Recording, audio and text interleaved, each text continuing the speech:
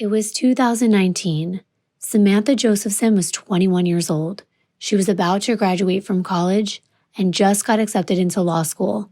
Life was good, but what no one knew was that Samantha's life was about to end.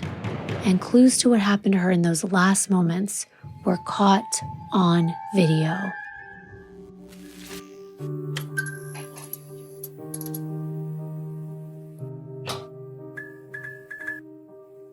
Deadly Deep Dives. Today I want to introduce you to Samantha Josephson. She was born August 13th, 1997, and raised in Robbinsville, New Jersey. She was the second daughter born to Marcy and Seymour Josephson. Her parents met when they were in college. Seymour was working at a supermarket that Marcy went to all the time, and Marcy would purposely use his lane when she was checking out. 2 years after Marcy first saw Seymour in that store, she was introduced to him by a friend. When they walked past the store one night, Seymour was like, "Hey, I used to work there." And that's when Marcy remembered that he was the cute guy behind the counter. I love stories like theirs. Sydney is Samantha's older sister. She was born 20 months before her, and they were very close. When Samantha was first born, Sydney would only refer to her as baby. Samantha Josephson was everybody's best friend. She got along with everyone. To her friends, she was known as Sammy, and her family as Sweet Pea. Samantha was goofy, she was silly, and she was the life of the party.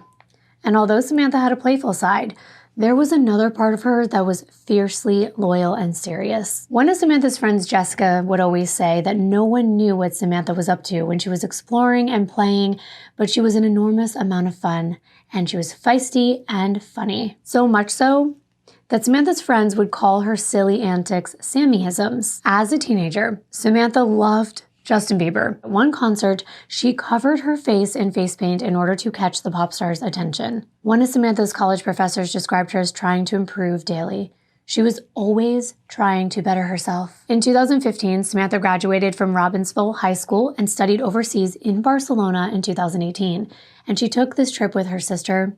And there are so many really awesome Facebook posts that they made together. I'm going to show you some of them up on the screen. Their parents were so proud of the fact that they were traveling together, learning together, and that they had such a close relationship. When Samantha was a child, she was interested in beauty and cosmetics, and she even considered studying cosmetology. She practiced doing her hair and her makeup, and she even did this with her mom and her sister before she decided on a completely different career path. Samantha had big dreams and big aspirations. She was determined to change the world. Whatever Samantha's future career path might have been, she wanted to make a difference. And that's when she decided she wanted to become an attorney. Since Sydney and Samantha were so close in age and only pretty much 1 year apart in school, Marcy told Samantha to take everything in that she could from the schools that her sister was visiting. From New Jersey, the family flew to South Carolina to tour the University of South Carolina.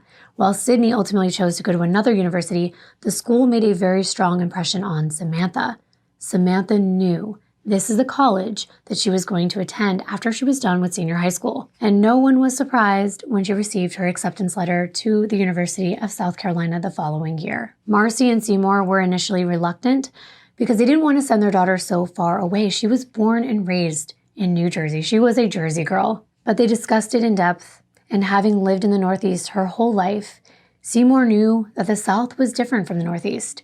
He felt like Samantha had to take a new journey, especially as a Jewish woman. He thought it would be good for her to be in a world that was completely different than the one that she already knew. Marcy and Seymour also worried about their daughter's safety. What parent doesn't these days, especially when they're sending their children off to college in another state? But they agreed that the University of South Carolina was likely safer than a large city school, and they were happy that Samantha wanted to be there. The University of South Carolina is a public research university located in Columbia, South Carolina. It was established over 200 years ago. There are over 300 bachelor's, master's, and doctoral degree programs that are offered at USC. It's actually the largest university in the state, with business, engineering, law, and medical schools on its Columbia campus. Among the university's renowned traditions are sports and Greek life. Gamecocks are the university's mascot, and the name of its sports team which are roosters bred to fight. The university's varsity teams all compete at Division I level in the NCAA. Approximately 30% of the University of South Carolina student body is involved in fraternities and sorority life. Marcy and Seymour dropped Samantha off at the University of South Carolina on her 18th birthday, and she acclimated immediately. She was having the time of her life. And it was nerve-wracking for Samantha's parents because their child was so far away. New Jersey was a 12-hour drive, or a pretty expensive plane ride away. And Marcy and Seymour would not be able to reach Samantha immediately if she needed something or if something were to happen to her. They could only hope that they had prepared Samantha for the real world, and Marcy and Seymour did. Samantha was a bright, responsible girl. During her first year of college, Samantha's entire family traveled to South Carolina to come see her. It was on Parents' Weekend. They watched a football game, they had a great time together, and Sydney said it was really great to see her sister so comfortable at this university. Samantha was proud to show her parents and her sister her dorm room and her school. She fit in perfectly.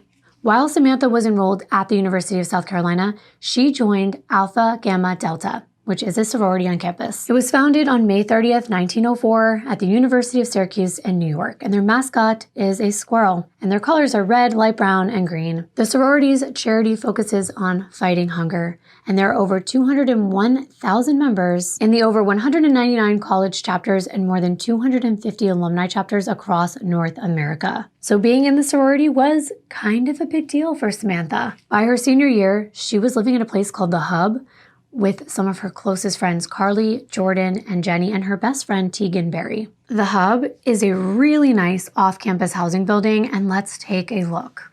Okay, this place is very nice. My college definitely didn't have anything like this. Wow. And the way that it's advertised on the site is just so inviting. There's a spa, a gym, a nice big pool. I mean, look at this. It looks like they even have a projector to play movies while you swim. That's awesome. There's a real sand volleyball court, plus lots of places to tan and hang out. It was perfect for Samantha and her roommates. On the site, it also says it's a luxury living in a college town. They boast a pool and sun deck, work and study areas, technology and security, and lots of activities for students. They even have VIP apartments. And that gives you a lot more amenities like a private hot tub, wow, walk-in closets, pretty awesome. And it looks like they've just thought of everything. Look at this virtual tour video.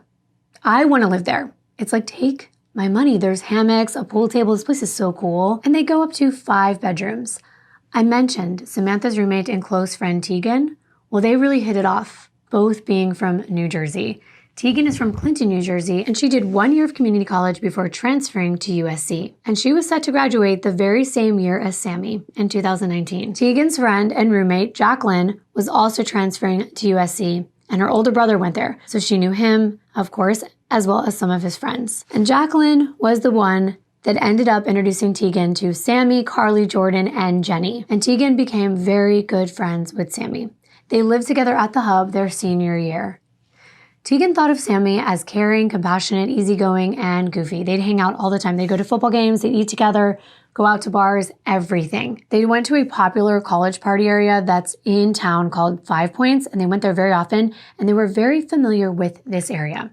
This is a small area consisting of bars and restaurants in Columbia, South Carolina. It's only a 3-minute drive from the university, which makes it an ideal place for students to grab a bite to eat or have a few drinks or hang out with their friends when they're not in class. The main street in the middle of 5 Points is called Hardin, and it's right here on the map.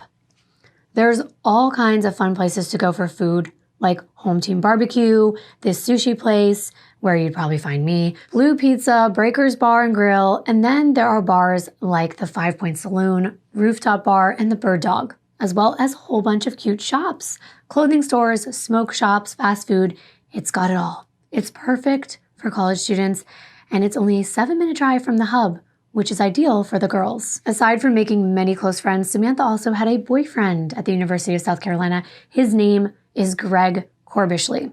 As a matter of fact, the two of them met at 5 Points. He's from Charleston, South Carolina, where he graduated from high school and eventually ended up attending South Carolina University. He was a year ahead of Samantha. And he and Samantha met one night when they were out having fun at the bars in 5 Points, and they really just hit it off. They started talking, and the friendship ended up evolving into something more, into more of a seeing each other type thing. They were really just enjoying each other's company for about a year until they officially became girlfriend and boyfriend in the spring of 2017. And they did everything together. They were in constant contact, even more than the average couple. They only lived 5 minutes apart, and they would be FaceTiming each other all the time, checking in, and they'd hang out almost every day, going to restaurants, bars, football games. They were in love, and they just wanted to spend all of their time together. Greg was studying marketing with a minor in sports management, and he did end up graduating from USC in 2018. Samantha was a political science major with aspirations of going to law school. She was expected to graduate in the spring of 2019. And by 2019, Samantha and Greg had been dating for 2 years, and they were happy together. They were even planning on moving close to one another. They just wanted to wait to see what would happen after Sammy graduated. The next step was law school.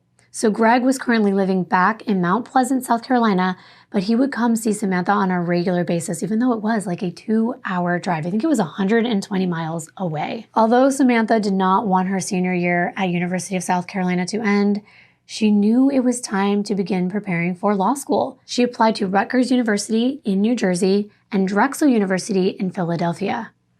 Samantha ended up being awarded a partial scholarship from Rutgers University and a full scholarship from Drexel. Despite liking what both schools had to offer, Samantha found it really hard to turn down a full scholarship to one of the country's top 40 premier research institutions. And as a result, Samantha chose to enroll at Drexel University in the fall of 2019. And like I mentioned, Drexel is located in Philadelphia. So once Greg knew that Sammy chose Drexel, their plan after graduation, due to the difficulty of law school, would be that Greg was going to move to Philadelphia and look for work. And they would not live together, but they would be close enough so that they could still spend a lot of time together and see each other whenever they could. Law Student Acceptance Day was held in Philadelphia, and Samantha was flown there by the university. Her whole family met her there.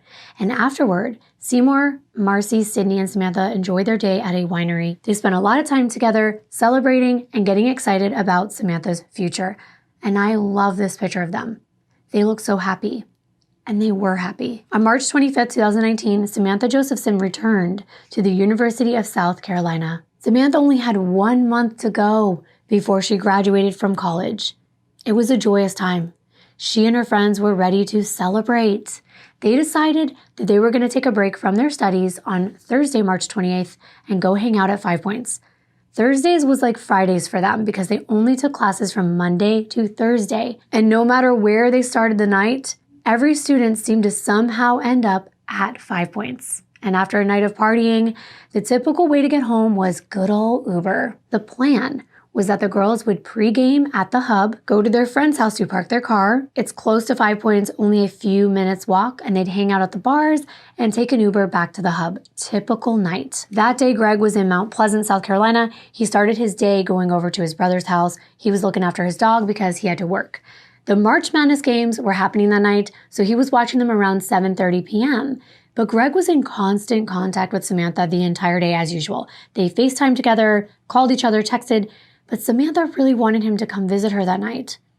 Her and her roommates, they had already started pre-gaming before they headed out, and she was still begging Greg to make that drive and come hang out with her. That day, she had actually confided in Greg about a family member that found out some medical issues, and she was not in a very good headspace mentally.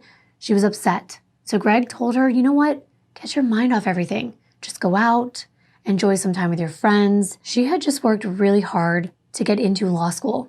He told her she deserved to just have a carefree night, have fun, and celebrate. The NCAA game had just ended, so Greg headed out to the gym around 9:30 p.m. And he talked to Samantha a couple times while he was at the gym.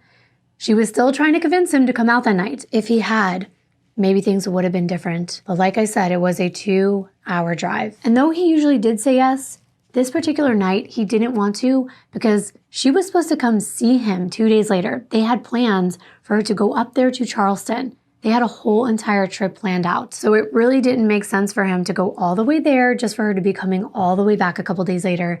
And it was also getting late. Greg got home from the gym around 11:30 p.m. And at this point, Samantha was still asking him to come out that night. Her and her friends were heading to their friend Edgar's house, which was only 2 minutes away from 5 Points. Everything was going as planned. They left Edgar's and they walked straight to the Bird Dog Lounge. They got there around 12:15 a.m., and that was their go-to place. They had really cheap drinks. It was just a typical, normal bar. They were listening to music, talking, laughing, hanging out. Everyone's just enjoying each other's company. They had gone to the Bird Dog numerous times before this, and Samantha and Greg were in contact throughout the night. Just small talk via text about who was there, what she was doing, just casual conversation. After hanging out with her friends until about 2 a.m., Samantha decided she wanted to call it a night. Although the bar was closed around 3, Samantha had to work. She worked at Liberty Tap Room, and she had to be there the next day around 11 o'clock. And she was punctual and diligent about her work. So for this reason, Samantha found herself waiting on an Uber outside of 5 Points around 2 a.m. Her dad had given her his credit card number because he wanted to make sure that anytime she needed a ride home, she could easily call an Uber. She didn't have to worry if there was no money in her account. He didn't want her to take any chances driving with someone who had been drinking or hitchhiking home or trying to walk home in the middle of the night. And that made sense. Because Greg and Samantha were dating long distance, they decided to install this app called Find My Friends on their phones to make sure that they both got home safely when they weren't together. All of their friends also had this app installed, and it was super common for them to track each other to make sure they were safe. I do this with my friends and family and my boyfriend as well. I just use the Find My iPhone app, but the Find My Friend app is very precise, like up to the second. For example, if you're in a car, you can actually see it moving. After Samantha told Greg that she was leaving the Bird Dog Lounge to catch an Uber, he wanted to ensure that she got home safely, so he began to track her on the Find My Friends app. As Greg watched, he noticed that Samantha was traveling in the opposite direction of her apartment complex. She was going south of the Bird Dog. As you can see on this map, this is where the Bird Dog is, and this is where Samantha was supposed to be headed back home. At first, when he saw this, he really didn't think much of it. He figured, okay, maybe she's going back to Edgar's. He didn't even know, maybe she was with someone, a friend, but he kept tracking her phone and it was still going in the wrong direction. At this point, Greg was thinking, is Samantha mad at me? Maybe she's going somewhere and she didn't want Greg to know. So he texted her, but he didn't get an answer. So he called. Again, no answer. When he tried to call again, it went straight to voicemail. That's when he noticed that his text messages were marked delivered, but not read. And they both always had read receipts on. Samantha read his messages. There wasn't a time she didn't. Either she was purposely not opening his texts, or she couldn't for some reason. So at this point, Greg was worried. He thought there might be something more serious going on. This would be absolutely terrifying to me. Not being able to get a hold of someone that I'm close to, that I care about, that I love, I would be worried sick. Greg then attempts to contact her on Snapchat and she didn't answer there either. But what's even more terrifying is when he goes back to the app, he can no longer track her location. It stopped. That had never happened, not even once, in their entire relationship, never. So what's going on? This is around 2:30, 2:40 in the morning, and the last place her phone tracked was at Montgomery Avenue. And this is in Rosewood, which is pretty far out of the way from where she was supposed to be headed. And at this point, he wasn't sure what to think. He thought, okay, maybe she left her phone in an Uber and it was just tracking where the driver was going. Greg just kept calling and calling to see if she would eventually pick up, but she didn't. It was time to dig deeper. He wanted to know what was going on. So Greg contacted Samantha's roommate and best friend Tegan, and he sent her a screenshot showing where Samantha's phone had last been tracked, in Rosewood, a suburb of Columbia. After talking to Greg, Tegan pulls up the Find My Friend app, and she sees that her app tracks Samantha to the same location that Greg mentioned. So she and her other friends decided they're going to go to that location and look around. They're looking on the grass, they're looking on the road. They don't see any sign of her phone or any sign of Samantha. They're still not able to get in contact with her, so eventually they decide to go back home to the hub. When they get there, Samantha was not there when they arrived. The room to her door was actually still open, and her bedroom was empty. Her bedroom was before Tegan's down a hall, so Tegan had to pass it on the way to hers, and she noticed Samantha's work shoes were still outside of her room. She knew that Samantha had to work the next day, so she kind of took note of that. And then she proceeded to go to her room and go to bed, still assuming that Samantha just maybe left her phone in an Uber, even though Samantha was not home at this late hour of the night into the early morning, not answering any of their calls or texts, and her phone was no longer tracking after going in the totally opposite direction from home. I personally would not be able to sleep that night, but I don't want to judge what a particular person was going through because I have no idea. It's never happened to me. But that's how Greg felt. He couldn't sleep. Throughout the night, Greg called and texted Samantha. And after convincing himself that he was freaking out for no reason, he decided to try to get some sleep. A restless sleep at that. But he told himself Samantha would call him the next day. And it was probably a big misunderstanding and they would have a hilarious laugh about it. And there was probably a story behind everything. And it was going to be just fine. That's what Greg hoped. He finally got to bed somewhere between 5 and 5:30 that morning. That same morning, though, hours later, Friday, March 29th, Tegan wakes up. It's around 10:30, and when she comes out of her room, she sees Samantha's shoes. And Samantha's door is still open. Samantha is not there. And that's when she really became concerned. She starts a group chat with all the roommates via text, and they come out to the living room and they start to come up with a plan. Around 11 o'clock in the morning, Greg wakes up to his phone ringing. He had missed 3 calls already from Samantha's roommates, and the phone was ringing again. It was Carly. She informed him that Samantha was still not at the apartment and they were getting very concerned. After talking to Samantha's roommates, Greg immediately got into his car and started driving towards Columbia. Samantha's roommates called the local hospitals, and Greg just made his way down there to help them. Her roommates even went back to Montgomery Avenue, but they still didn't see any signs of Samantha. At this point, they called the jail, the police station. They wanted to check if maybe she literally got arrested the night before, and that's why she couldn't have access to her phone. At that point, they also believed they had to wait 24 hours before reporting somebody missing. That is not true, but that's what they thought.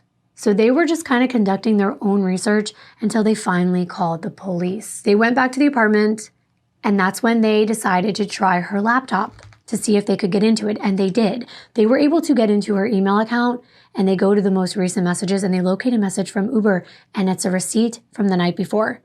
It showed that Samantha had requested an Uber to pick her up from 5 Points around 2 a.m.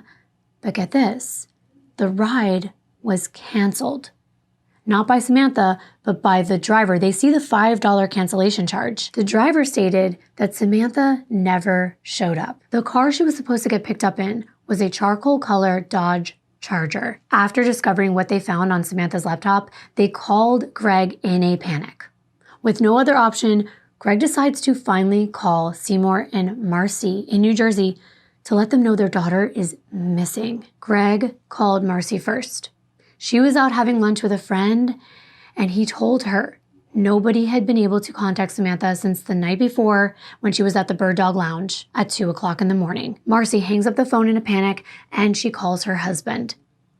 This is her and her husband's worst nightmare. She asked Seymour if he had heard from Greg, and he says, no, why? She said Greg had just called and said Samantha was missing, and he's like, what do you mean? So she explained that she hadn't come back the previous evening, and Seymour told Marcy to get home right away because they're driving to South Carolina. I don't know why they didn't just fly, because it is a 10-hour drive. But Samantha's sister Sydney received that phone call from her father as well. It was around 1:20 p.m. in the afternoon, and he told her to get home immediately. When Sydney asked why, her dad said that her sister was missing. But Sydney couldn't understand why her parents were freaking out so badly. Samantha's phone probably just died. And Sydney thought she was fine. But Seymour insisted that Sydney get home now. When she finally did reach home in Robbinsville, New Jersey, Seymour and Marcy already started their 10-hour drive to Columbia, South Carolina. So while Seymour and Marcy were traveling there, Greg was arriving there. And by this time, he and Samantha's friends reported her missing to the police. And they all started to search for her themselves. Officer Amanda Moskaitis came out to the Hub Apartments, and she was the one that took the missing persons report that day. It was around 1 o'clock in the afternoon. She took all of their information, and then she started calling places. She did reach out to Liberty Tap Room, and they were able to confirm that Samantha had not shown up for work that day. While she's sitting there writing up the report, she's approached by Greg. He had just arrived, and he also provided her with information. That is when the officer was able to confirm that none of the roommates nor Greg had heard from her since the night before. And she got in touch with Samantha's parents, and they let her know that they did not know where she was They had not heard from her either, and that they were on their way there. She also obtained a photo of Samantha from Tegan. They wanted this for a BOLO report, and this was sent out to the public and to the Columbia Police Department. After the officer left, Greg and Samantha's roommates decided to go back to the Rosewood area again, where Samantha's phone last pinged, and they knocked on doors. They went around the whole town. They wanted to see if anyone had heard or seen anything suspicious the night before, but no one had. They did the same thing they did before. They looked at the roads and the grass. They were really looking everywhere for Samantha's phone, but there were no clues left behind at that location. Everyone was also making social media posts. They were begging their friends to share information about Samantha in case anyone had heard from her or seen anything the night before. And the word was traveling fast. The campus was buzzing. Students were scared. Everyone was wondering what could have happened in their close-knit college community. But they were holding on to hope. They were praying that Samantha would turn up. Some of her friends, like the family friend I told you about, her name is Jessica, she actually found out that Samantha was missing from Instagram. And I cannot imagine opening an app and seeing a bunch of posts about someone that I know. It's terrifying. But this became reality for friends like Jessica. She immediately jumped out of a business meeting to call her mother and ask her, is this true? Is Samantha really missing? And her mom did give her the devastating news that Samantha's mom and dad were already on their way to South Carolina and that Jessica should probably come home from work. It's almost like they just had this feeling that this was not going to turn out well. The drive for her parents seemed to drag on for an eternity, even though Seymour was going over 80 miles an hour. And they were in constant contact with the police department. They were looking for updates minute by minute, as many as they possibly could get. This trip just could not go by fast enough. They wanted to get there. They wanted to find their daughter. Back in South Carolina, Samantha's friends go down to the Five Points area. Now they're going to different establishments and asking the managers if they could look at the surveillance videos that they had. They wanted to see if they could spot Samantha. They wanted to see if she got into a car. And if she did, what did it look like? Did she walk somewhere? They wanted anything they could get that would guide them in a direction to find her. They went to a place called the Breakers because it had a pretty big view of Main Street, but they didn't have anything for them. And after that, they visited the Bird Dog Lounge. This is where Samantha's friends saw her last.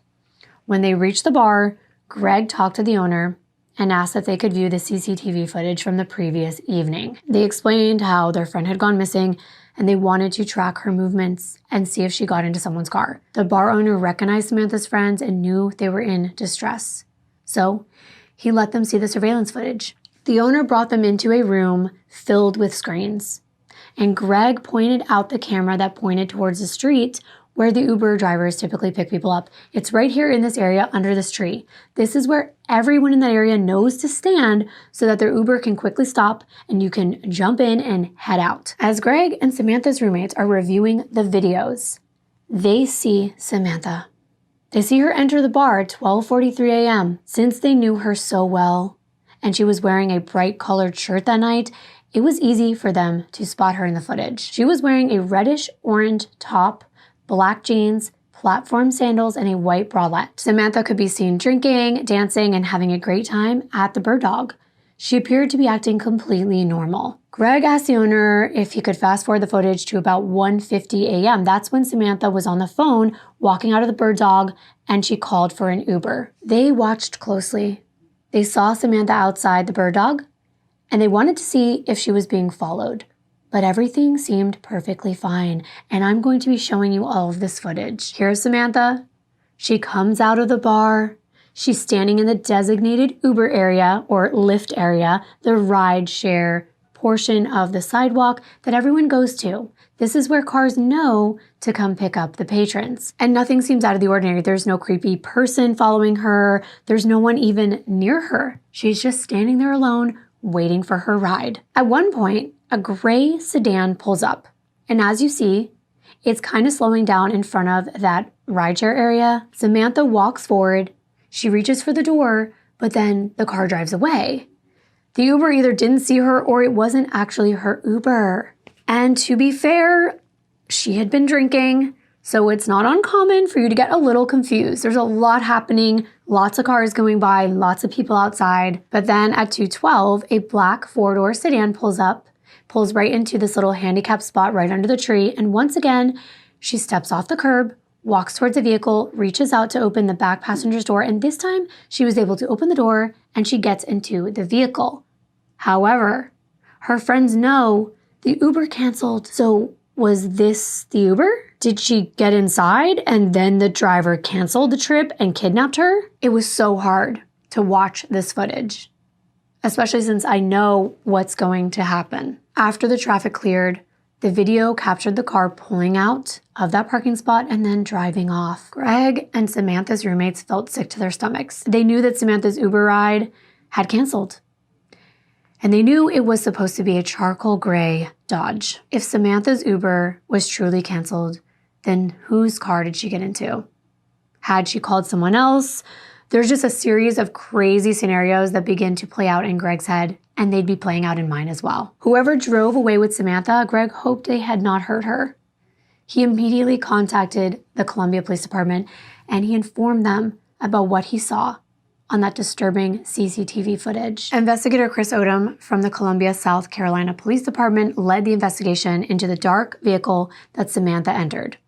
She contacted a company called Statewide Security, and they have cameras throughout the Five Points area. So they requested the footage for the specific time that Samantha was outside the bar. Statewide Security had video of the parking lot that was next to the Bird Dog Lounge. And I have this footage. From this angle, it shows Samantha standing outside the bar, but there was something unsettling about this recording.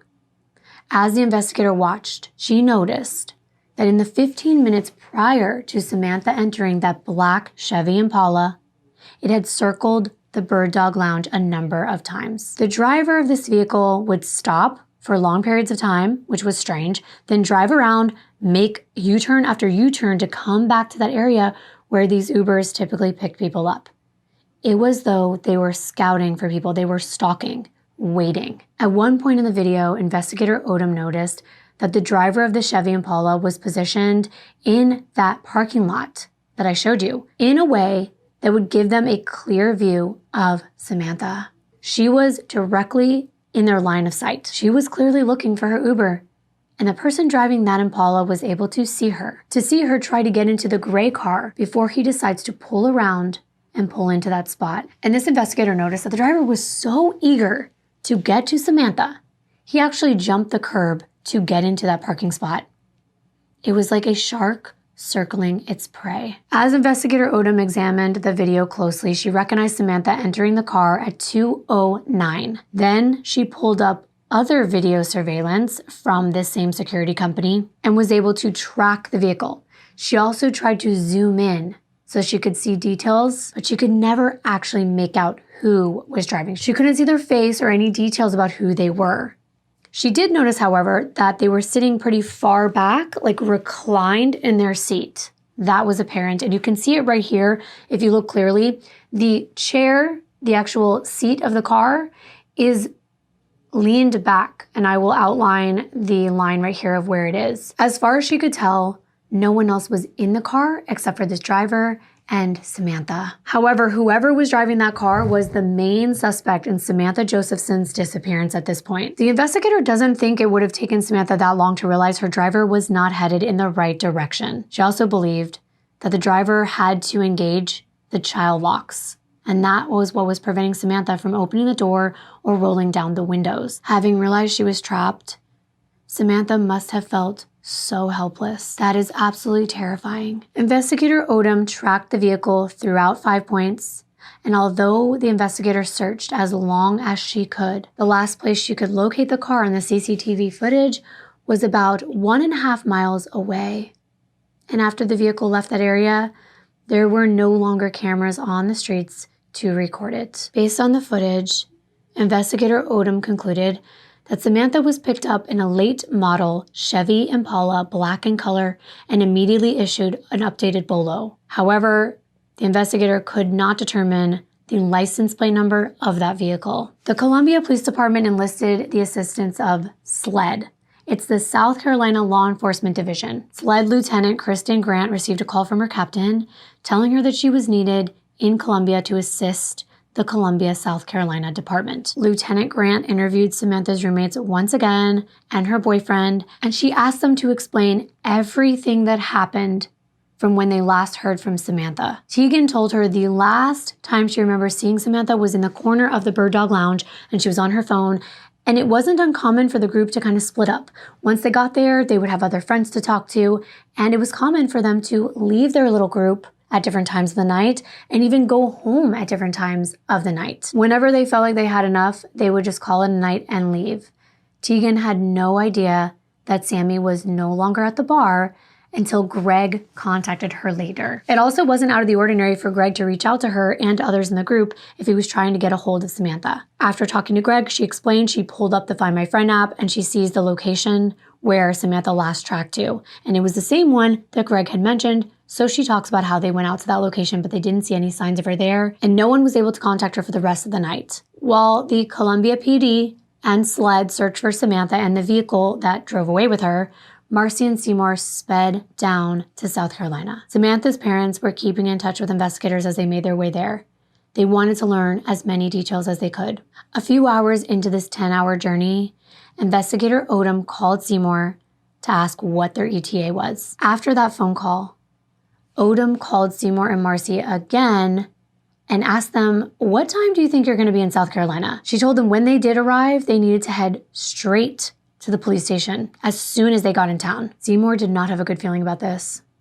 He literally turned his face away from his wife and he started to curse under his breath. His daughter was in trouble and he just had this feeling that this would not end well. Parents do end up having gut feelings. Sometimes they just know things. Meanwhile, across town, out in the country, about an hour away from Columbia, 25-year-old Andrew Lee was turkey hunting with his buddy Ryan out in this area called New Zion, which he had done many times. Ryan's family had land in New Zion, so they hunted there quite a bit since it's close to his house and there's easy access. So they arrived around 1:30 in the afternoon and they went to a dirt road called Black Bottom Road.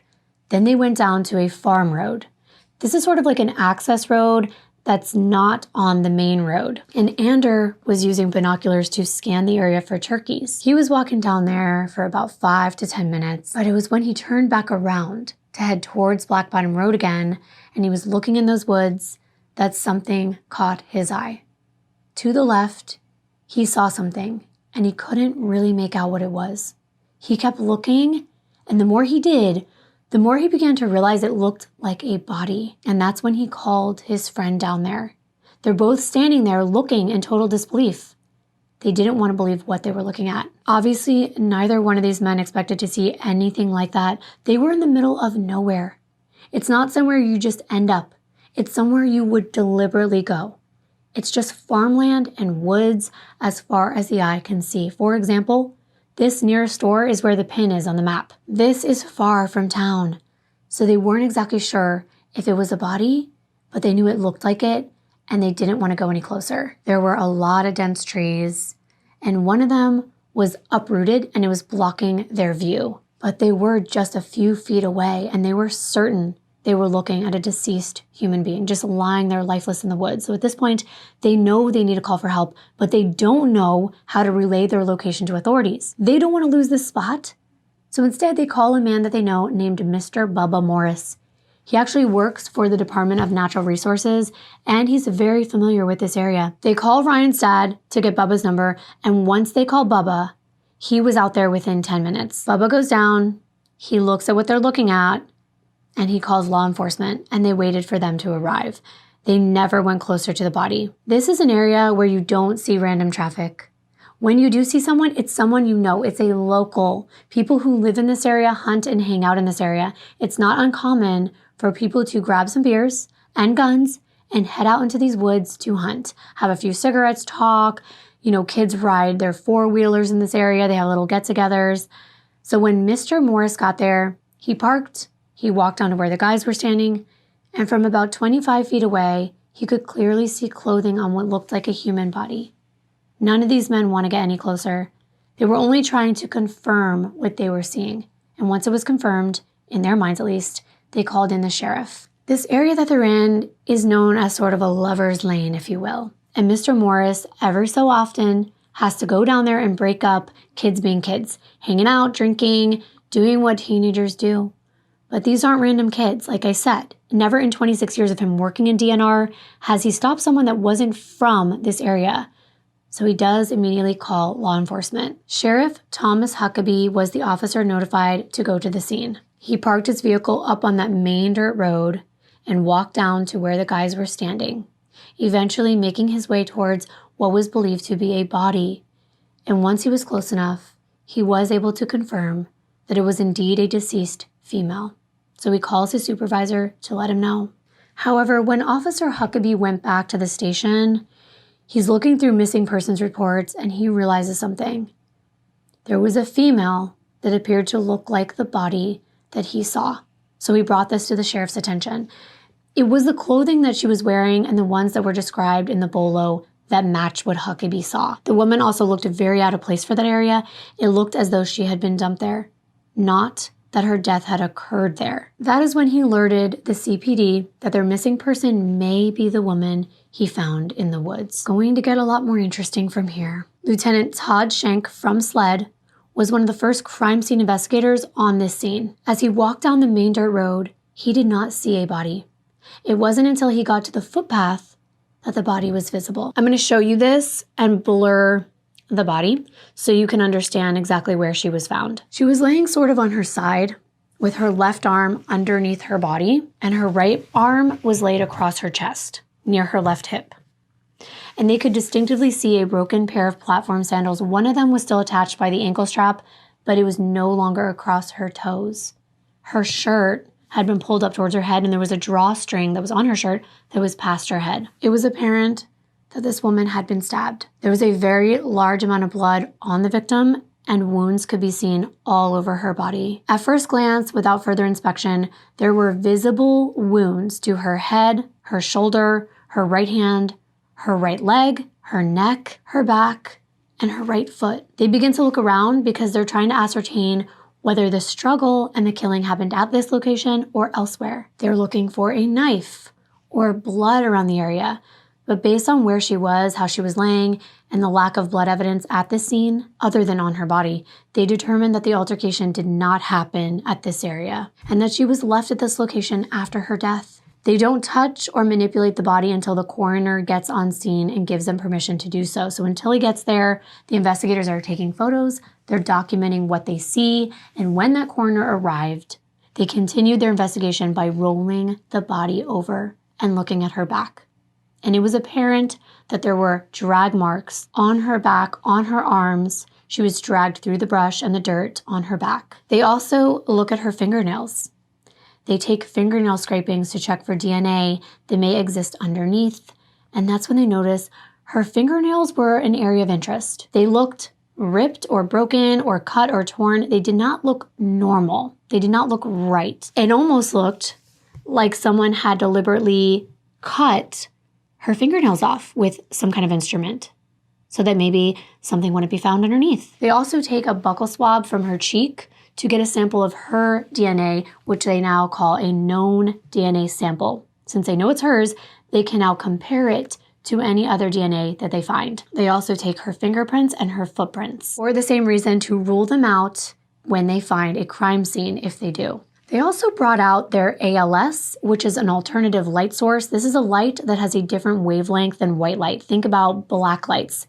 It enables them to see blood, bodily fluids, fibers, and bruises that cannot be seen with the naked eye. And when the victim was on the stretcher, they used the ALS to see a number of bruises on her sides, on various areas throughout her entire body. And there was also an earring that was in her right ear, but the one on the left was missing. So they ran a metal detector over the area to attempt to locate it, but they were not successful. And I thought this was something they did above and beyond. I said, that is so respectful to the victim to go looking for a missing earring. But I come to find out this is actually common practice. I had just not heard about it in any of the other cases that I've covered. Although DNA testing would be required to confirm their findings, they do conclude that the body they found was that of Samantha Josephson. It was because she was dressed in the same clothes that Samantha had worn to the Bird Dog Lounge the night before. A couple hours earlier, Greg was the first to arrive at the police station. He was taken into a room with investigators. They were grilling him, asking him a bunch of questions. It had been 24 hours since Samantha had gone missing. When he was done with that interview, They escorted him to the main lobby, and he was surprised because all of Samantha's roommates were waiting there. He had no idea. And once they were all together, they escorted all of them into a conference room. And when they get in there, they're surprised again. That's where they see Mr. and Mrs. Josephson just sitting there, looking sad and distraught. Seymour and Marcy had arrived in Columbia and headed straight to the police station as they were told to do. And after getting there, officers led them into that same large meeting room. They looked around, and that's when they noticed there was a man, and they looked at his jacket, and they saw the word coroner embroidered on the back. It was obvious to them that they were not going to get good news. They were going to get news that their daughter was no longer alive. And the investigators confirmed that even though they don't have the DNA results yet, they found a body that matched Samantha's description.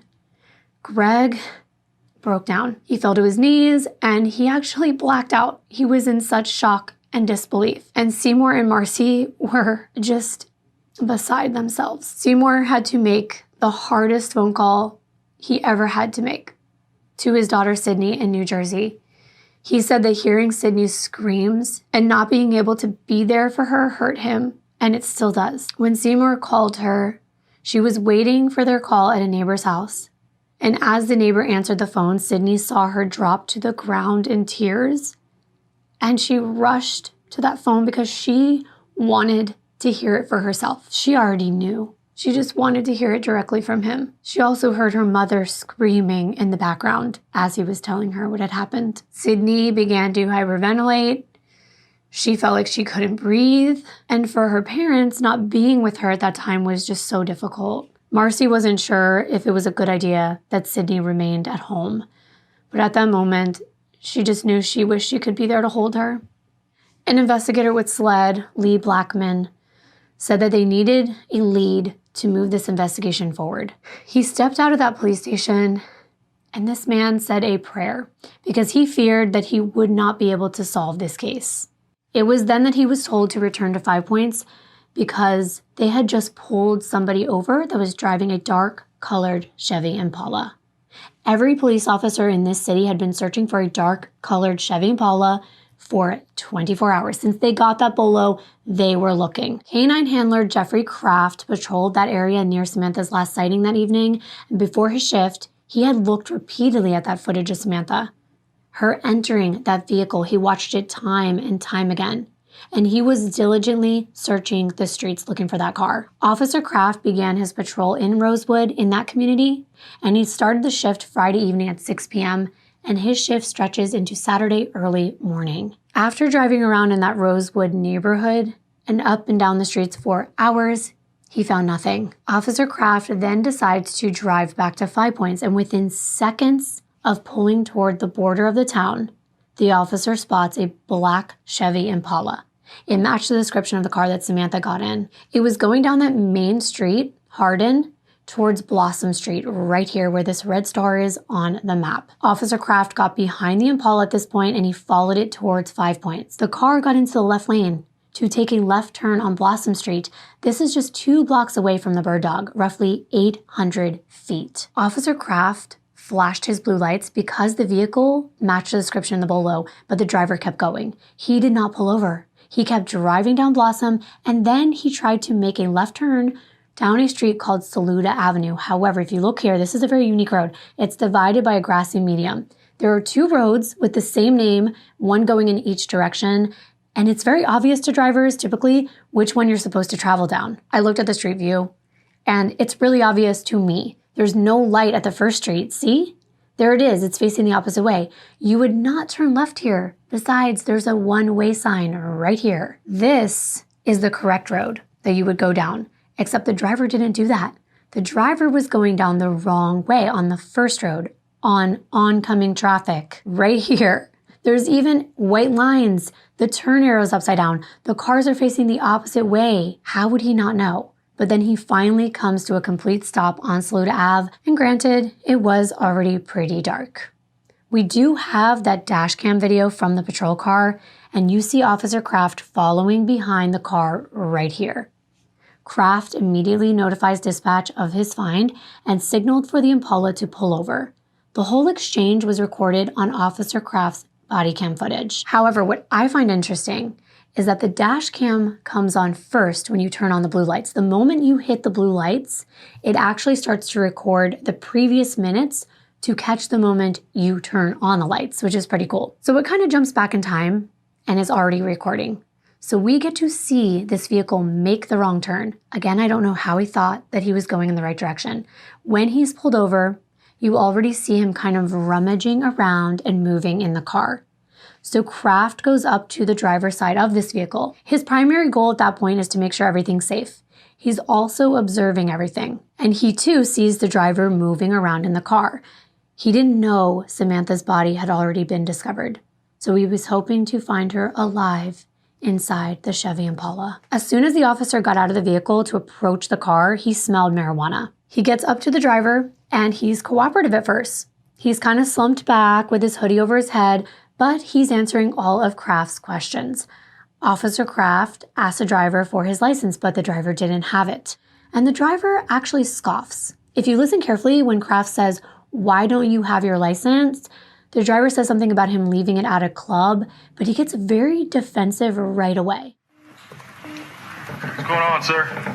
You got your license? Got your license on you? I'm also Kraft. Call me police department K9. No, no license on you.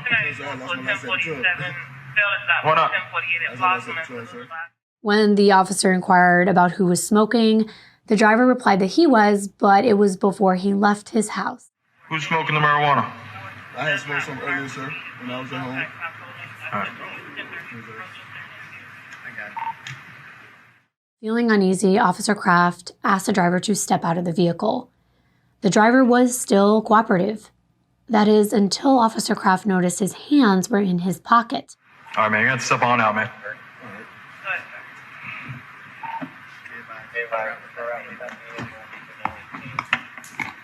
All right, here's the deal, man. I pulled your car over because it matches the suspect. Get your hand in your pocket. What are you, crazy? Having no idea whether the driver of this Impala was about to take out a weapon, Officer Kraft ordered him to remove his hands from inside his pockets. And once the driver did that, Officer Kraft started to explain why he pulled him over, but the driver began to run. And Kraft ran after him, yelling for him to stop.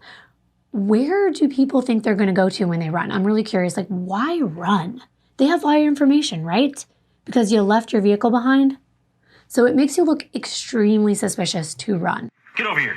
Hey, get over here. Come on, run. Hey, I want to release the dog. As the driver fled, Officer Kraft called for backup and described his attire, his hoodie, his sweatpants. Watch carefully. As Kraft is trying to explain why he pulls him over, the driver puts his hands in his pockets, which is one of the scariest things an officer can encounter, by the way. This person may have a weapon on them. So Kraft tells him to take his hand out of his pocket. The driver starts to turn, and Kraft tells him to get over here, and then he takes off running, with Kraft trying to keep up unsuccessfully. But within moments, the backup arrives on the scene and runs after the suspect. Officer Kraft returns to the Chevy Impala. Other officers were called, as well as that K9. Kraft goes back to the car because there was another occupant inside in the passenger side of the car. That's why he was asking who's smoking, because there's two people in there. The woman who was now outside the car was being questioned by one of the other officers on scene. She was standing there near the front of the car, providing officers with information.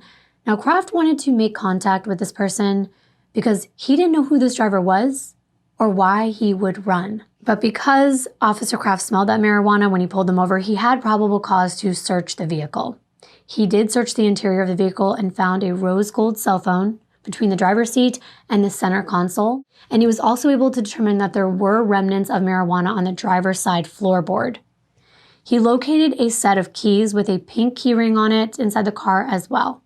He took them and he placed them on top of the Impala along with that rose gold iPhone. Kraft scanned the back seat and he opened the trunk, but he didn't do a complete search because this was not the time to do that.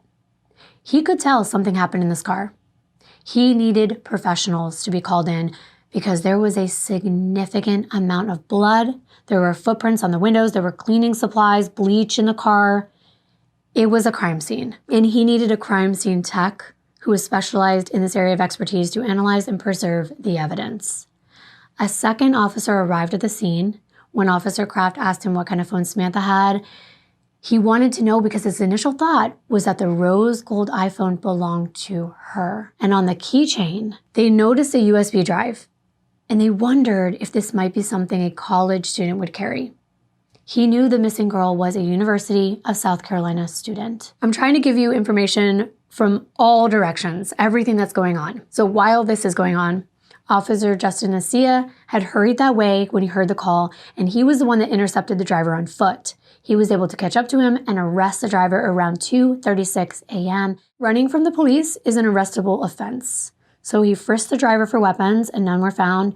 The officers were evaluating the situation and trying to gain info about why this man ran. The driver did state he was sick, that he had the flu, and that he was having trouble breathing, so they did have to call the EMTs to come check him out. That's protocol.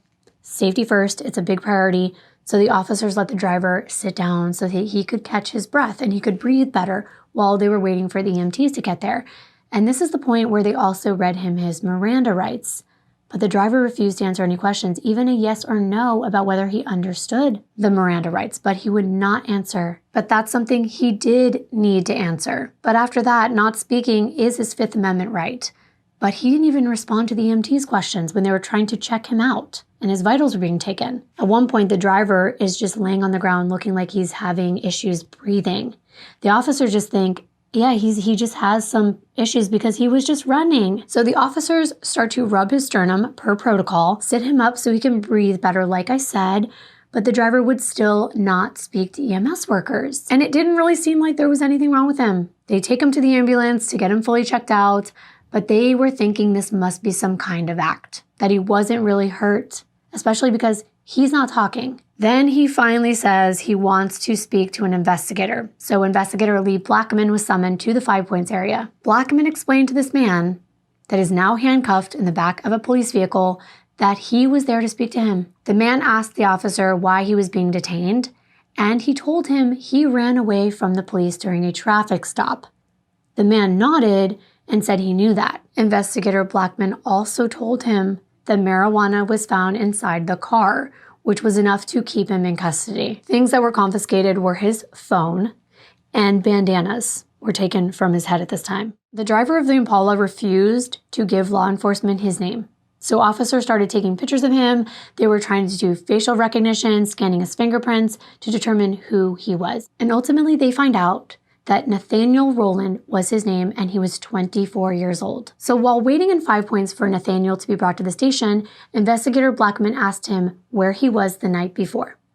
Nathaniel told the investigator he had been at a party at an apartment near the university and slept in the Stadium Suites Hotel. He explains to the investigator that he found his car in the hotel parking lot when he woke up that morning. When Nathaniel opened the door, he said that his car was blood-stained, so someone must have borrowed it. Investigator Blackman walked over to the vehicle to inspect it, and he saw just how much blood had to have been in that car. His first thought was, this is where Samantha died. During Nathaniel's interrogation, investigator Blackman asked him if he had traveled to the 5 Points area the night before, and he told the investigator he was at a house party and he would not provide specific information about who he was with or where. Nathaniel also denied ever visiting New Zion, where Samantha's body was found. New Zion, as I explained, was a small town.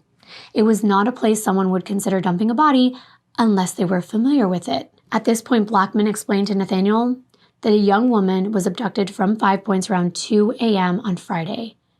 Nathaniel refused to answer any further questions. They did collect a swab of suspected blood off of a shoe, as well as scrapings from under his fingernails. But before the investigator left the room, he told Nathaniel to reflect on the past 2 days and to tell the truth. Nathaniel asked the investigator what he was talking about before shaking his head and saying that he was just going to go to sleep. The investigator was determined not to get tunnel vision and to think, we have our man. Instead, law enforcement had to investigate and find out where Nathaniel was and to do their due diligence to ensure that Samantha was given the justice that she deserved.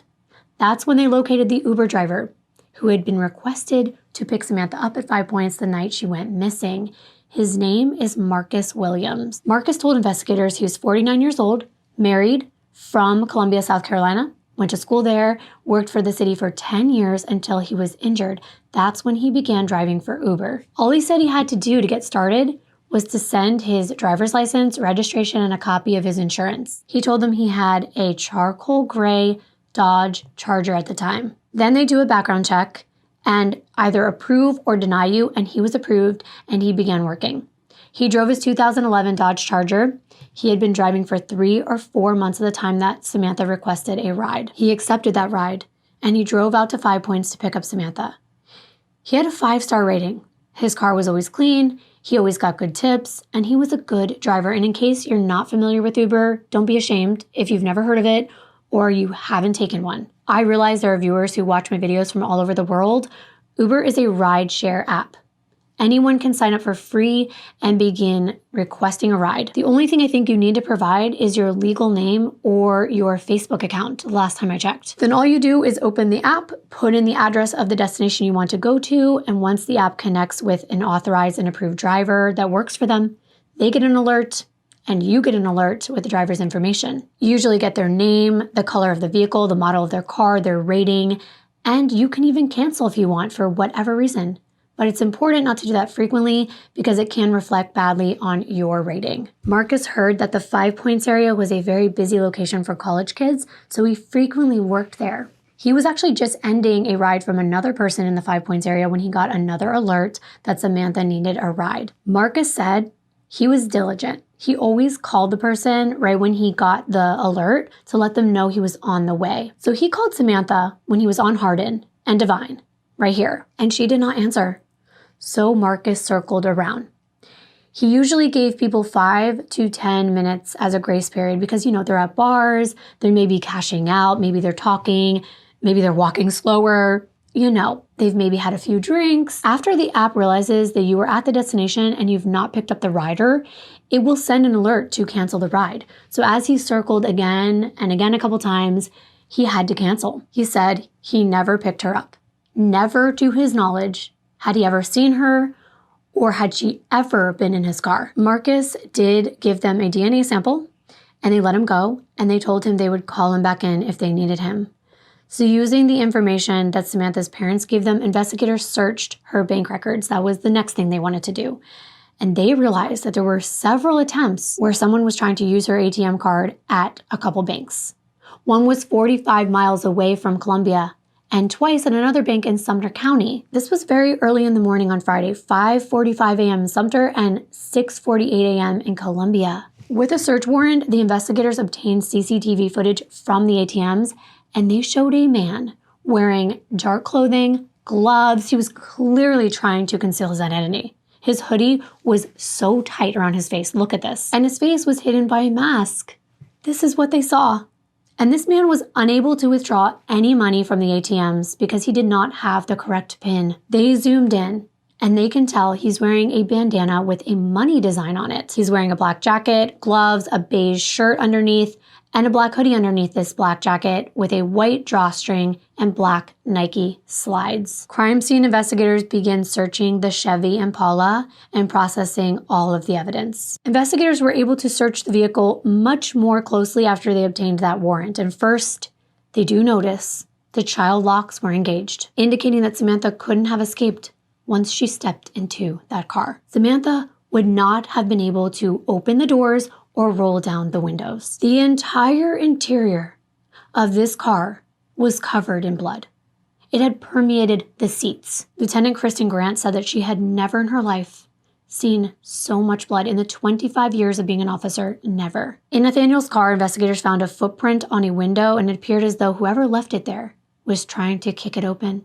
So they lifted those prints for analysis. Lab workers with SLED arrived early that morning to test the evidence they found in the Chevy Impala and obtain a DNA profile. The results confirmed what the investigators had suspected. The blood inside the Impala belonged to Samantha Josephson, and that footprint, that was hers as well. Clearly, she was fighting for her life. Meanwhile, investigators tried to access Samantha and Nathaniel's cell phones. They wanted to find out where they were that night. And it turned out Nathaniel and Samantha's phones traveled the same route out of Columbia, up Highway 378, toward where the hunters found Samantha's body in New Zion. The Columbia police chief gave Samantha's family an update, telling them they believed they had captured the suspect. And even though Seymour and Marcy were relieved, Marcy still felt like it wasn't real. She was waiting for Samantha to come home. Sydney, Samantha's sister, flew to South Carolina to attend a vigil that was held by the University of South Carolina in memory of Samantha. Their dad said, "I can't tell you how painful this is. Samantha was alone. She had no chance. None." He urged the students at this memorial to be vigilant when they were out late and to always travel in pairs, and I have to agree. I know it's hard. I've definitely taken rides alone, but I would say the same. Travel in pairs at the very least. Marcy told the crowd she would never come to terms with this. There was no time to sit and say goodbye or to hold Samantha's hand. Nevertheless, Marcy said she was choosing to remember Samantha as a beautiful girl instead of what happened to her in her final moments. When Samantha walked into a room, her friend said that everyone felt happier. Samantha's sorority sisters described her as the next Amal Clooney because they knew that she would excel in the field of international law. And Greg talked about how his girlfriend had impacted so many people with her positive attitude and her energy during her short stay on this planet. Investigators reviewed Samantha's autopsy results when the medical examiner was finished, and that report revealed just how much poor Samantha had been through that fateful night. She suffered over 100 stab wounds. The interesting and equally confusing thing about these wounds is that the medical examiner knew that they were from some sort of sharp object with a single blade, but others were made with something else, an unknown sharp weapon. It seemed to have parallel blades of some kind, and he thought, were there two weapons? The medical examiner was stumped. The wounds were small. They were about 2 inches deep, so 2-inch blades in length, but the double stab wounds were very close together and the exact distance from one another in every double wound of its kind. He scoured the internet, searching through thousands of photos on Google to try to find a knife with 2 blades. He knew that if they could find this unique-looking weapon and they could match it to Samantha's stab wounds and locate it, they could find the killer. She had wounds everywhere, on her head, her neck, shoulders, arms, legs, even her feet. There were defensive wounds to her hands. The one in the palm of her right hand went all the way through to the other side. And this is most likely because she instinctively put her hand up to shield her face as this killer swung the weapon at her. Notably, one of the wounds was through her ear and it went into her neck. Those wounds in her neck were most likely the cause of her death. She did have a defect on the hyoid bone on the right side, but they believed it was from a stab wound, not strangulation. The neck wounds impacted the carotid artery and the jugular vein, and wounds of that nature would have caused a significant amount of blood loss. And this coincided with the amount of blood that was left behind in the black Impala. There was only 1/8 of a cup of blood left in her body at the time. I want to show you how much this is on the screen. The human body usually holds 4 to 5 liters of blood, so about a gallon of blood. The medical examiner had a hard time getting enough blood for a toxicology test. This poor woman bled out. That is how Samantha spent her last moments on Earth, with a stranger who kidnapped her, locked her in a car, trapped her in this confined space, and attacked her with an unusual, sharp-bladed weapon hundreds of times. It's absolutely gut-wrenching to think about. I take Ubers all the time, most of you do too, to think that this poor girl innocently got into this monster's car hoping that he was taking her home safely, only to realize that she was living out her absolute worst nightmare. Seymour spoke with the prosecutors that were handling Samantha's case, and he asked for the death penalty for the killer. He said that he wanted to see him fry, but his family advised him that this wasn't the time. They had to think about Samantha. They had to plan for her funeral. That's not what Seymour wanted. He didn't want to bury his child. Samantha should have been at his funeral, not the other way around. So in the days following Samantha's murder, the University of South Carolina offered extended counseling hours and rideshare safety tips. There was a vigil at the West Town Center Lake Gazebo in New Jersey for Samantha as well. About 500 people showed up to honor Samantha. As mourners lit white candles, one of her cousins sang "I'll Never Love Again" by Lady Gaga. Greg, Samantha's boyfriend, told the crowd that he's always imagined himself coming here 10 years from now with Samantha and their friends and family. And now, that would never happen. He said there were no words for what happened. Samantha's funeral was at Congregation Beth Chaim, where she had her bat mitzvah. On April 5th, 2019, the Jewish community at USC honored Samantha with a Shabbat candle ceremony. I'm doing my best to try to pronounce these Hebrew words, but about 30 people were in attendance, and a rabbi led the attendees in the traditional dinner, and a symbolic donation to the charity was made and a reading from Psalm 23. Many students and organizations on campus held vigils for Samantha, but this ceremony was one that the Jewish faith lit candles every Friday evening for, in tradition to light the candles and perform good deeds in memory of those who have passed away. Samantha was very active in the Jewish community at the University of South Carolina. She attended many of these services and even larger events, such as Rosh Hashanah. Uber also released a statement following Samantha's brutal murder. In an email sent to The State, a South Carolina newspaper, a spokesperson for the rideshare company said, quote, "Since 2017, we've been working with local law enforcement and college campuses around the country to educate the public about how to avoid fake rideshare drivers. Everyone at Uber is devastated to hear about this unspeakable crime, and our hearts are with Samantha's family and loved ones. We remain focused on raising public awareness about this incredibly important issue," end quote. Among the evidence found in Nathaniel's vehicle was an envelope. It looked like it had a shopping list on it. One of the items on the list, duct tape. And it said, "Tape whole body." Next was gloves, all black, flip phone, gasoline, matches, and then there's also a crossed out line where you can't decipher what was being written there. An eviction notice was also found in the glove compartment. It was written from someone named Maria Howard, and a Wendy's receipt from 6992 Garners Ferry Road from March 29th at 12:38 was found. So investigator Fisher goes to that location to retrieve video, and the video shows Nathaniel Rowland in his car wearing a head covering, and there's a white sheet covering the headrest and the backseat of his vehicle. However, they can't see Samantha in the car. On April 3rd, while Nathaniel Rowland was still in jail on the unrelated traffic charges, investigators wanted to quickly obtain an arrest warrant for Samantha's murder. So SLED investigator Lee Blackman and an officer from Columbia PD drove to the address listed on that eviction notice, Maria Howard's. When they arrive at Maria's, they knock on Unit C. Maria comes to the door, and she's completely cooperative with police. They told her they found the eviction notice in Nathaniel Rowland's Black Impala. They want to know if she knew him, and if so, how.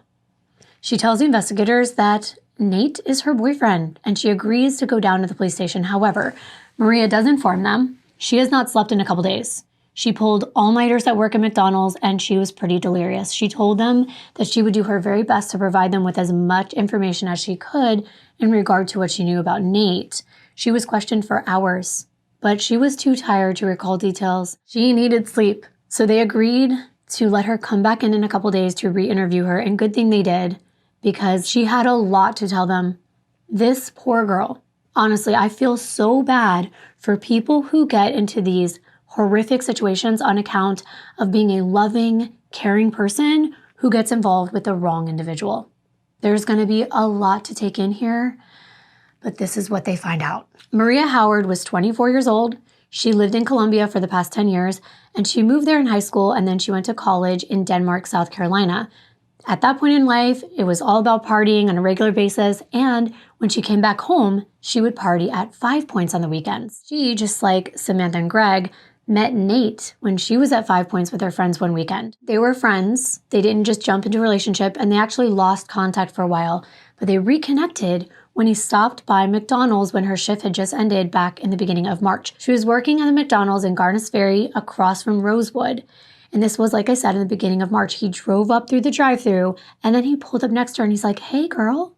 And she couldn't believe it. She hadn't seen him in a couple years. So they chit-chatted for a bit. They exchanged phone numbers, and he asked her what she was doing that night. She explained that she had just recently moved into a new duplex, and she was just waiting for a ride home from a coworker. Well, Nate insisted that she let him give her a ride home. She didn't have a car, so she was used to getting rides from other people, and she knew Nate, so she accepted the ride. He took her back to her duplex in Mountain Brook, which was about 25 to 30 minutes away, and they hung out for a bit, and then Nate went home. But they definitely hit it off, and they were inseparable from that day forward. They started seeing each other every single day after that. They were dating at this point and in a sexual relationship. So Nate was there all the time, but he didn't live with her. He actually lived with his sister. However, Maria hated being home alone. So she was letting her cousin Aisha stay with her. But recall that eviction letter. Well, her cousin hadn't been following her rules. She wasn't cleaning. She wasn't taking care of things. And now that Nate was around, Maria wanted her out. She felt like her cousin had to go, so she typed up that eviction letter and she was planning to get it notarized. Maria also had a 4-year-old daughter that lived in the duplex with her, but she spent a lot of time with her grandma, who was a school teacher. They would share responsibilities like taking her and picking her up from preschool. Now that Nate was in the picture, Maria would have him drive her to the preschool so she could go get her daughter and to run other errands, in addition to taking her to work at McDonald's and picking her up. And he would always do that for her, as well as just be there for her at night or in the morning because, like I said, she didn't like to be alone. However, they did just start dating, so Nate did still go out with his friends from time to time, especially to 5 Points. He referred to it as being lit. This was one of his favorite places to party. He would go out maybe a couple times a week, but Maria couldn't. She had to work a lot, and frequently she would pull double shifts. And she just wasn't interested in that life anymore. Instead, they would just hang out all day, watch TV, eat, but she wouldn't go out with him to bars together. The first couple weeks they were dating, she explained to investigators that Nate slept downstairs on the couch. Maria wasn't keen on letting him stay in bed with her, but as they got more serious, she finally began letting him sleep with her around the 3rd week they were together, which was around that 3rd week of March. Maria told investigator Blackman that on Wednesday, March 27th, 2019, Maria had reminded Nate she had to go to work at 7 a.m. the next day, and all of her work shirts were dirty. She didn't have a washer and dryer, so she needed to drive to her mom's house to use the washer, but her mom wasn't home. It was getting later, and Maria had other things to do that night. She didn't know how she was going to get her work shirt cleaned. And Nate said, don't worry about it, that he'd take it to his sister's house that night and have it for her in the morning. She and Nate spent the evening at her house watching TV until she went to bed around 12 or 1 that morning. At that time, Nate was downstairs watching TV, and investigators asked her what he was wearing. She says he was wearing a gray Nike hoodie shirt and navy blue sweatpants that were the windbreaker type. She expected him to come to bed when he was finished watching TV, but when she woke up in the middle of the night to go to the bathroom, she could tell he wasn't there. He had gone out. She didn't know where. Maria gets up early for work around 5 a.m. She notices Nate did not come home the night before. She knew because the bed was the same exact way she left it. He never got into it, and he wasn't in the house, and his car wasn't outside. So she texted him at 5:31 saying, "Where are you at?" And there was no answer. She was pretty upset as time went on because he had promised to come pick her up, and had he not done that, she would have found another ride. She did not like to be late, and she didn't appreciate his inconsiderate behavior. She was stressing over the eviction with her cousin, not having enough money for rent, and she needed to get that shift. She was even texting a friend telling them that she was crying, thinking about how she was going to come up with her rent money in just a couple days. So 7 o'clock rolls around. Maria's now late for work. It's at least a 25 to 30 minute drive, and Nate hadn't shown up yet. So she texted him again at 7:01 saying, "Bae, I'm late as F for work." Still no response. And she's pissed. She calls her mom, letting her know that she may need a ride and that she was mad. And that's when she sees Nate's car pull in around 7:45 or so. She runs out there upset, asking him, "Where have you been? Where's my shirt?" And he doesn't even answer. Instead, he drives off saying, "I gotta go to my sister's to take my nephew to school. I'll be right back." But Maria's confused because at this point, she's upset. She knows his sister's house is like 30 minutes away. And then he would need to bring the nephew to school and then come all the way back to her. It made no sense. Then, about 10 minutes later, not enough time for him to do what he said he needed to get done, he pulls back into Maria's driveway with her shirt, and it's still wet. Almost like it doesn't even seem clean, almost like it was rinsed. What the hell is going on? She doesn't know. She doesn't care. She just wants to get to work. So she gets in this car, she puts the envelope containing the eviction letter into his glove compartment for safekeeping until he could take her to the bank to get notarized. Maria then texts her mom with an update.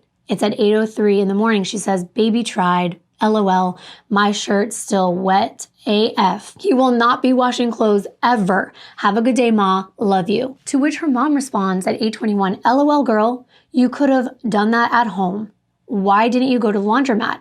And Maria responds at 8:48 a.m. saying that Nate didn't want to. Maria had also put her McDonald's uniform visor in the back window of the car the day before so that she could just grab it and put it on as they drove to work. But she looks back there and she doesn't see it. So she asks Nate, "Where's my visor?" And this is when things got weird. He tells her that it's in the country. And she said, "Why?" And he said it had blood on it. And when she asked him, "Why would my visor have blood on it?" he told her to mind her business. She again asked him the same question, and again, he told her to mind her business. Now, luckily, Maria calls her boss, told her she's going to be late due to her outfit, and the boss said, "You know what? I can provide you with another hat." So then they stopped to get gas. And that's when Maria was actually able to get a minute to look at the car. She hadn't really been paying much attention to it, but she turns around and looks at the back seat, and it was odd. There was a white fitted sheet with like a blue design on it that was hanging over the driver's headrest and then draped across the back seat. Her daughter's baby seat was sitting on top of the sheet, kind of holding it down on the right passenger's back seat side. But what was even more shocking was that she saw what she thought looked like blood on the sheet, that it was actually seeping through from underneath, and she looked around and saw what appeared to be dry blood on the dashboard, on the side of the seats of the car. And as she's taken a better look and back, she realizes that despite the sheet being there, she sees a ton of dried blood on the seats that were not covered with the sheet. She's so confused and she's worried, but maybe there's an explanation. And then when Nate gets back in the car, she immediately confronts him asking, "Why is there blood all over your car? Did you hit a dog or something?" And again, he tells her to mind her business. Okay, this is odd. It did not make sense. But Maria's main goal was to get to work, and he finally drops her off and promises that he will be back to pick her up later. He said that he needed to go clean his car and take a nap. So Maria had noticed that he did look really tired, so she gives him her keys and she tells him to go to sleep and come get me later. But he never showed back up after her shift ended around 4 p.m. When the investigators asked her why she didn't call 911, Maria told them she was scared. She was fearful of what might happen to her or her child if she didn't mind her business. And she didn't exactly know what was going on. It wasn't uncommon to hit deers in that area. As a matter of fact, Nate's car had just been serviced for the exact reason just a few weeks before he started dating Maria. His ex, Destiny, actually hit a deer while she was driving Nate around in his car, and it destroyed the front bumper, which needed to be replaced. A coworker ends up bringing Maria home that Thursday evening, and once again, she's mad. She banged on the door of her own house hard like it was the police. And Nate comes down, he opens the door, and he looked like he just saw a ghost. He definitely had been sleeping, she could tell. So she goes inside, she starts getting ready to take a shower, and she notices that Nate still had on the same clothes he did from Wednesday. And she thought that was pretty nasty, so she said, quote, "Why haven't you washed your ass in a couple days?" End quote, to which he didn't respond. And this was being playful, but she was also pretty serious because it was obvious to Maria that Nate's clothing had blood on it. So when she gets out of the shower, she sees him outside cleaning his car, scrubbing it. When she gets closer, she notices it smells like chemicals like chlorine. But then she sees bleach. Bleach bottles are in the backseat of the car, and Nate had gathered up all of her cleaning supplies, and he was using them to wash the inside of the vehicle. She tells Nate that she needs to get to an ATM because she needs to get money out for her rent and stop at her mom's, and she drives. She drives his car while he's in it, still cleaning the car. He's wiping it down with wipes while he's wearing blue surgical gloves as she's driving. And he's sitting there throwing these dirty rags into a grocery bag. She looks over and she doesn't want to, but she's kind of curious about why. So she asks him, "Why are you cleaning?" And again, he tells her to what? Mind her own business. She looks over a few minutes later and he's cleaning a knife-like item. And she's seen this item before, but she never saw it open like that. So it kind of looks like one of those retractable knives or something like that. As her eyes are kind of scanning everything in the car, she saw a rose gold iPhone in this little phone compartment on the center console. So she questions him about it because it looks like a female's phone. It's in pristine condition, even though he insisted he found it somewhere on the ground. Then he says, you know what, I'm actually going to give it to you. But she didn't want it. She already had a phone and she liked Androids, not iPhones. So she goes, nah, I'm good. I don't need it. They head back to her house to pay her rent. Her mom was supposed to pick up her daughter, but she couldn't. So she tells Nate that they're going to have to go drive to go pick up her daughter. They had the booster seat in the back seat, like I had said. And Nate said he really didn't want her daughter in the car because there was blood, but they had no choice. They pick up Maria's daughter.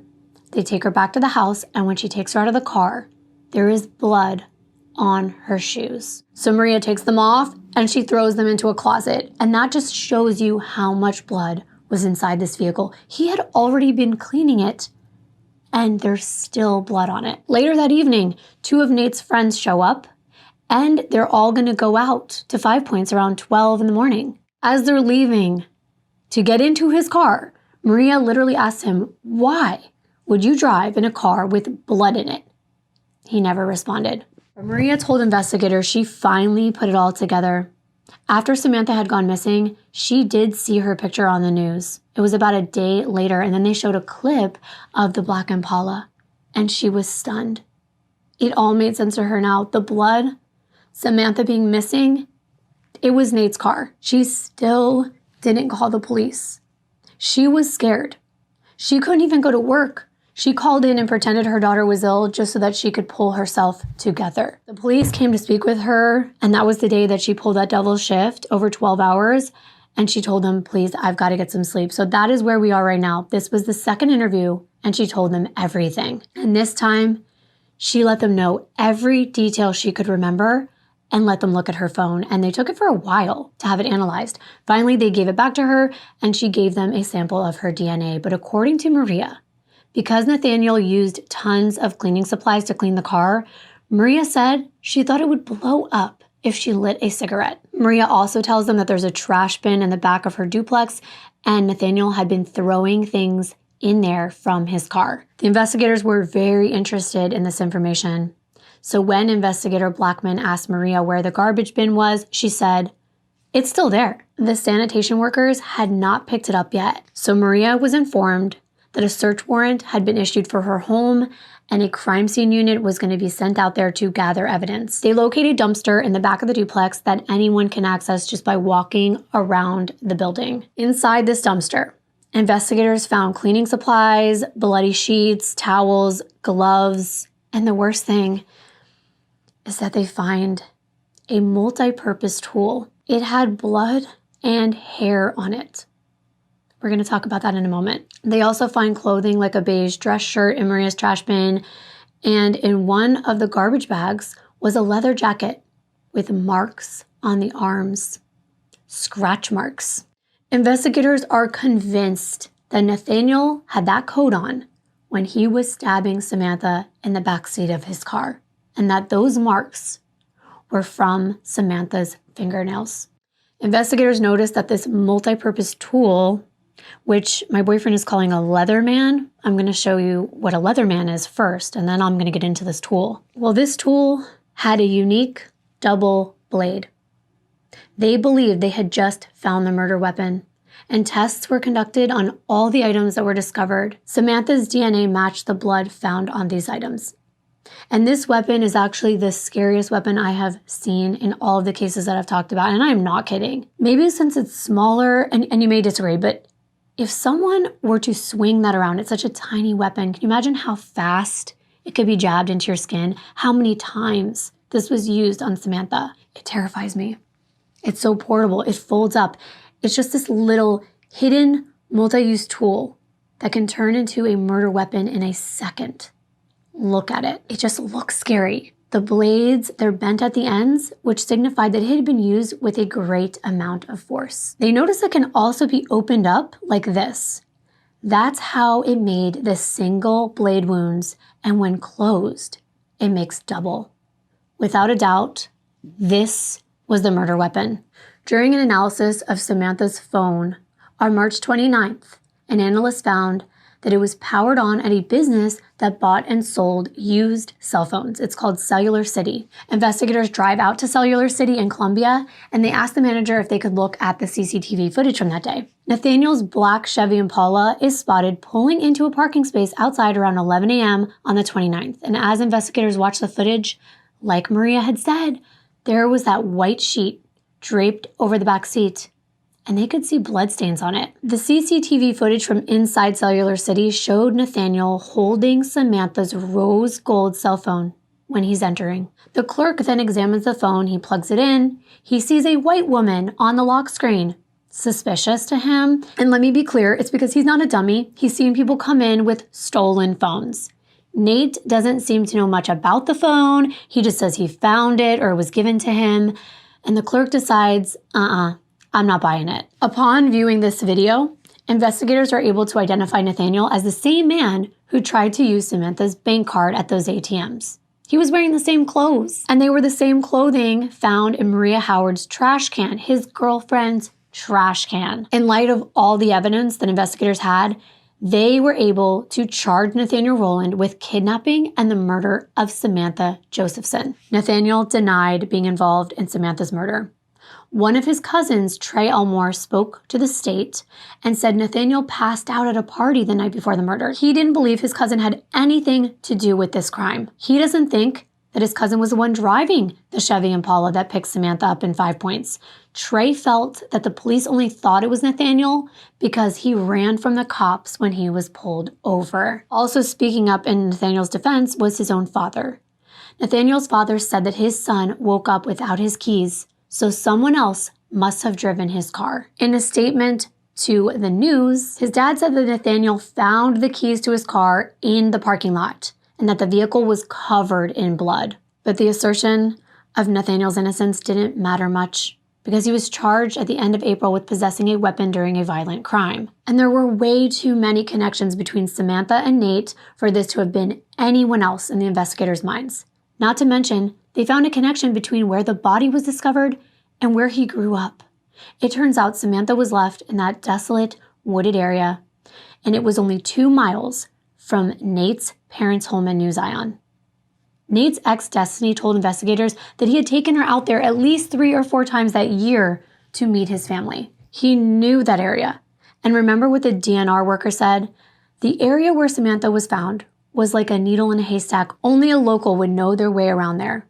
Nate was a local. And speaking of Mr. Morris, the DNR worker that was called out by the turkey hunters, well, Mr. Morris knows the Rowland family because he lived right across the road from them on Renegade Trail, and this is in close proximity to where the body was found. Look, Mr. Morris has lived there his whole life for 60 years, and Nate's family only lives 2 houses away. He'd had many chances to speak with the Rowland family. There are only a few houses nearby. It's mostly fields, so make no mistake about it, Nate knew this area. Samantha's parents, Seymour and Marcy, attended the University of South Carolina's commencement ceremony in May of 2019.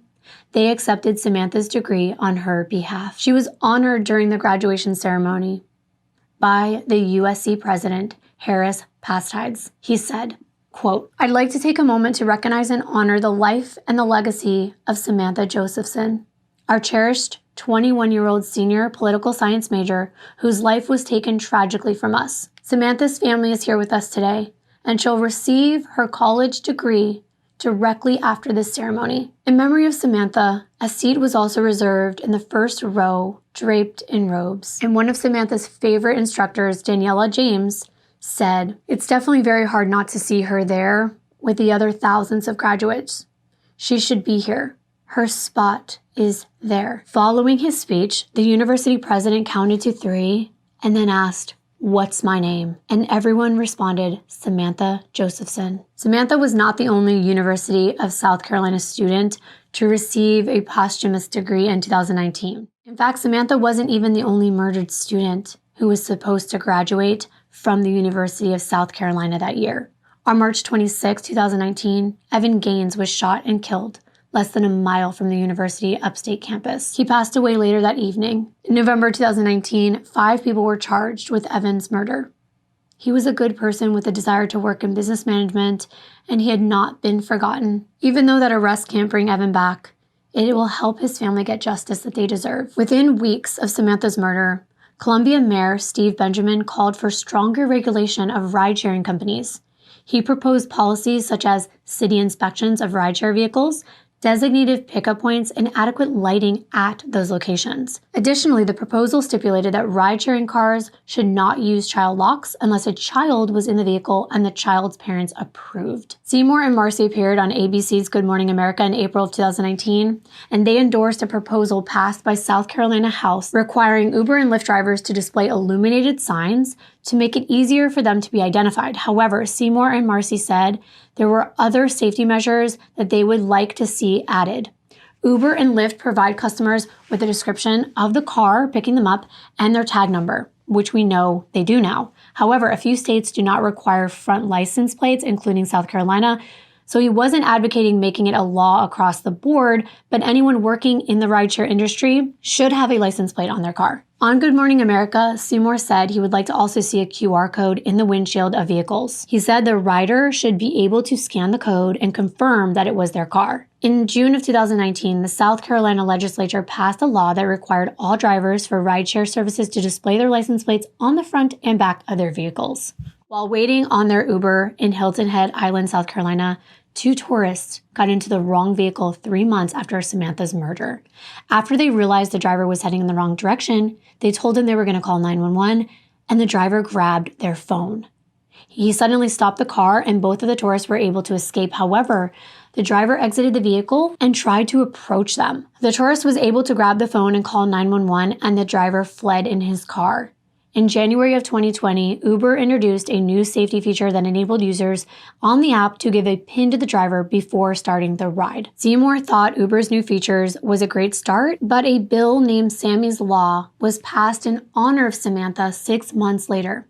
Upon approval, the bill would ban vendors other than ride-sharing companies from selling vehicle signs to prevent driver impersonation. Furthermore, the Government Accountability Office would be required to investigate how background checks were being conducted on the rideshare drivers. Unfortunately, at that time, Sammy's Law failed to advance to the Senate by the deadline, so it was filed again this past December. After passing the House again, the bill was sent to the Senate, and just this month, on January 6, 2023, President Biden signed Sammy's Law into effect. Going back to May 2021, it was announced that Nathaniel Rowland's murder trial would take place in July.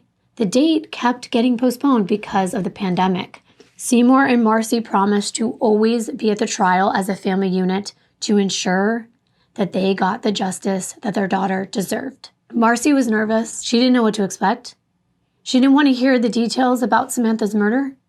It was going to be tiring and stressful for them to relive everything. The state circuit judge, Clifton Newton, presided over the case. And on July 20th, 2021, solicitor Byron Gibson began the prosecution's case by stating that March 28, 2019 was supposed to be a celebration for Samantha and her friends. However, they were unaware that the defendant, Nathan David Rowland, had his sights set on her. According to Byron Gibson, all the evidence presented to the jury pointed to Nathaniel Rowland as the person that kidnapped and murdered Samantha. Therefore, he urged the jury to convict him. Alicia Good from the public defender's office said that there was no evidence that Nathaniel kidnapped and killed Samantha. DNA from Nathaniel was not found on Samantha's clothes, or her fingernails, or her ankles, and he had no marks on him at all. So how could he have done such a brutal crime? In order to secure a guilty verdict in Nathaniel's case, the prosecution knew that they needed Maria Howard's testimony. And despite her fears for her child's safety and her own, Maria chose to testify for the prosecution and against Nathaniel. She told the jury everything we know. How she did not find Nathaniel the next morning, and there were 7 hours unaccounted for. As the prosecutor showed Maria the multi-purpose tool containing Samantha's blood, as well as Nathan's DNA, Maria said she recognized it as something that he had carried before. It had been in his possession, but she had never seen it open. She explained to the jury that she did not call the police due to her fears. However, once she spoke with investigators, she started to receive death threats, and she ultimately lost her job because of this. Later, both Seymour and Marcy thanked Maria for testifying. Video surveillance of the black Chevy Impala recorded on the night that Samantha was abducted was shown to the jury, but the driver couldn't be identified. O'Shamar Williams, the owner of Cellular City, though, he was called to the stand by the state, and several cameras inside and outside of the store captured this man with a cell phone that entered the shop on the day that Samantha disappeared. When the prosecutor showed that footage to him and asked him if he recognized the person who tried to sell that cell phone to him, and if he was in the courtroom that day, he said yes, and he pointed to Nathaniel Rowland. That is an eyewitness. That puts Nate in possession of Samantha's phone. Kimbyrleigh Mears, a latent fingerprint analyst, determined that Samantha's footprint was the match to the one investigators found inside the right window of Nathaniel's black Chevy Impala in the back seat. DNA experts testified that the blood in the back seat was also that of Samantha Josephson, and the blood that was found on the back of Nathaniel's shoes and sock was also Samantha's blood. However, on cross-examination, the defense attorney did get this blood analyst to admit that there were several items in the vehicle that contained DNA from unknown individuals, which wouldn't have been unusual considering there could have been other passengers in that vehicle over the last few months. However, did that raise reasonable doubt? A former cell phone location expert with SLED testified that Samantha's phone traveled with Nate's after 2 a.m. on March 29, 2019. He said that Samantha's phone stopped moving at some point, and Nathaniel's phone continued to the area of New Zion, where the hunters found Samantha's body. What's more damning is that Nathaniel's cell phone was also traced to where the ATM cards were being used at those banks. If this isn't enough, I don't know what is. He's wearing a money bandana, though, in this picture, which was seen on him again 24 hours later when he was pulled over, and his fingerprints were on that list. Remember that list on the envelope they found that also had Samantha's DNA on it? Her blood was on it. A handwriting analyst came in with examples of Nathan's actual handwriting, and it matched the letters that were found on the envelope. It matched the words. Not to mention, they found a black beanie in Nathaniel's trunk with the words "cold-blooded" on it. He was wearing this in the video footage at the cellular store. It's like the scarlet letter, or letters spelling out who the killer is. Cold-blooded Nathaniel Rowland. That hat was tested, and it was positive for Samantha's DNA. The defense rested without calling any witnesses of their own.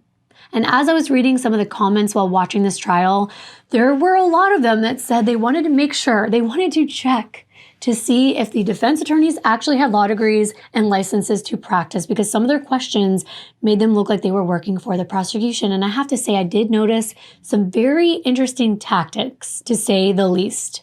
Like when they cross-examined the investigator, Todd Shank, the crime scene investigator that examined Samantha's body and testified to very graphic details about what he found. Normally, a defense attorney would avoid a witness retelling this graphic testimony so that the jury would soon forget it. Instead, she had him rehash it all over again. And nothing he said was helping Nate's defense, I can tell you that much. However, the defense did argue that these unidentified DNA samples that were taken from the car were significant, and that there were mixtures of DNA that didn't include Nathaniel, that he didn't have any marks or cuts, nothing. However, I want to remind you that his jacket did have scratch marks on it. The defense also argued that just because Samantha's blood is in his car, and he tried to sell her phone, and tried to use her ATM card, and that his clothing had blood on it, and his phone was tracking with hers, and his phone was being used near where the body was found, doesn't mean he was the killer. Huh? Please make it make sense. And they really couldn't. Jurors were sent home and asked to return the next morning for closing arguments. It took less than 2 hours for 7 women and 5 men to decide Nathaniel Rowland had murdered Samantha. He was found guilty of all 3 charges. And during the sentencing phase, Samantha's parents and sister expressed their anguish. Sydney said that nothing could bring her sister back. Nothing, she says, will ease her family's pain and heartbreak. Marcy said she didn't have time to tell Samantha everything she wanted to. There wasn't time to kiss her goodbye. She called Nathan pure evil and hoped that he felt Samantha's pain. In the end, the prosecution decided not to seek the death penalty, and Samantha's family reluctantly accepted their decision. Seymour definitely fought them on it up until the last month. He wanted Nathaniel Rowland to be executed. In his victim impact statement, Seymour explained that he had contemplated taking his own life several times in those 28 months that he was waiting for the trial. Seymour told his daughter's murderer that he had taken his baby and he wished that he could inflict the same pain that Nathaniel inflicted on Samantha on him. Seymour begged the judge to please give Nathaniel a life sentence. He never wanted him to see the light of day again. What was sad to me, and you might feel differently, but Nate's mom spoke on his behalf in his defense. She claimed that her son did not commit the crime, but the judge stopped her. He told Nathaniel's mother there would be no claims of innocence. The jury convicted Nathaniel, and that was that. But once again, his mom spoke and described her son as caring. And then Nathaniel's mother said, I know my son didn't do this. And the judge stopped her again. He said, this is not the time to express any claims of innocence. He told Nathaniel's mother that she was not a witness and he'd had enough of the claims about what Nathaniel hadn't done. Nathaniel's mom just looked defeated. And she returned to her seat after saying her son was a good and respectful child. It pains me that parents have to go through this. I don't blame killers' family members in cases like this. It's devastating for them too. They do lose their child as well. You don't just stop loving your child. You may hate what they did and you may despise them, but you can still love them.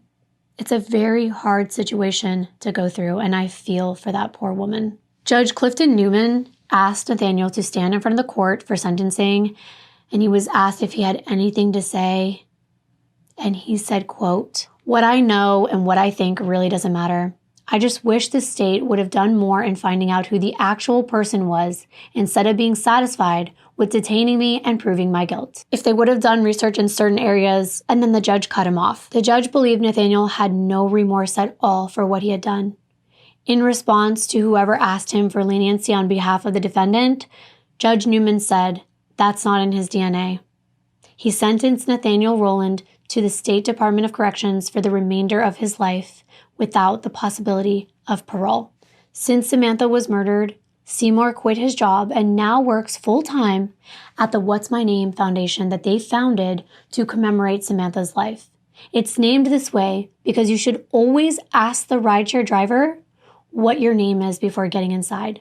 They should know, and if they don't get inside. I'm guilty of kind of asking as I'm getting in, don't.